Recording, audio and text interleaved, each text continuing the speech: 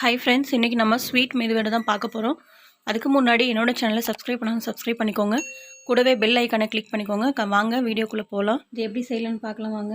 1 cup உளுத்தம்பருப்பை ஊற வச்சு இந்த மாதிரி எடுத்துருக்கேங்க.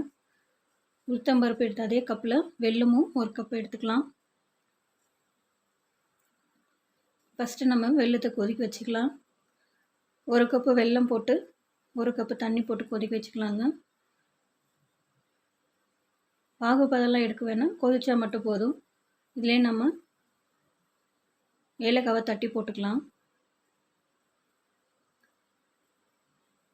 இது கொதிச்சதும் வடிகட்ட தான் போகிறோம், அதனால் அப்படியே இடித்து போட்டுக்கலாங்க. வெல்லம் இப்போ கொதிக்க ஆரம்பிச்சிடுச்சு. இப்போ நம்ம எடுத்து வடிகட்டி வச்சுக்கலாம். இப்போ நம்ம அடுத்து ஊற வச்சு உளுந்து பருப்பு இந்த மாதிரி அரைச்சி எடுத்துக்கலாம். கூடவே சால்ட்டும் ஒரு பிஞ்சு சோடா மாவும் போட்டு கலந்துக்கலாங்க. நல்லா சாஃப்டாக கலந்து எடுத்துக்கோங்க.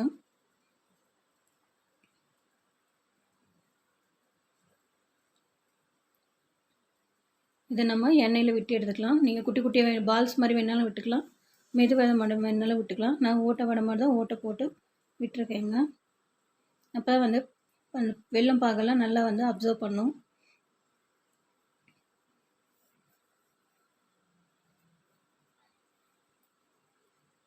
சின்ன சின்னதாக இந்த மாதிரி ஹோல்ஸ் வர மாதிரி போட்டு விட்டுக்கோங்க.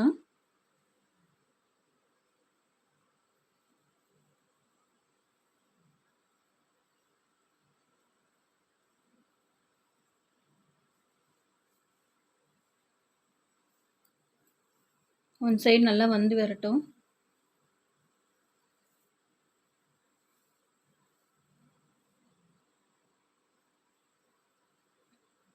இது இப்போ இன்னொரு சைடு திருப்பி விட்டுக்கலாங்க.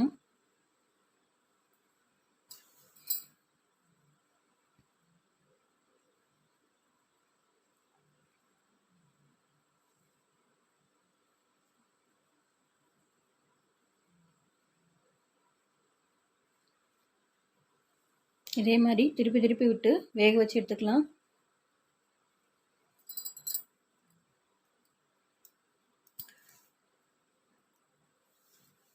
வெந்ததுமே எடுத்தால் போதுங்க, ரொம்ப கருகெல்லாம் விடக்கூடாது.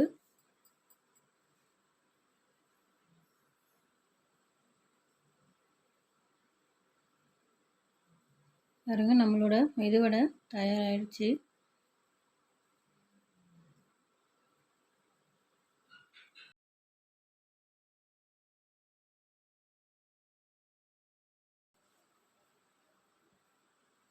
அவ்வளோதான், இதை நம்ம எடுத்துடலாங்க. நம்ம இதை ஒரு பவுலில் வச்சு வெல்லம் பாகு வச்சு ஊற விட்டுடலாங்க.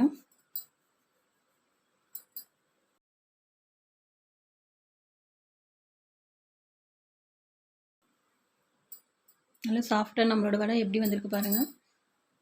இது இப்போ நம்ம ரெடி பண்ண வெல்லம் சிரப்பு போட்டுக்கலாம்.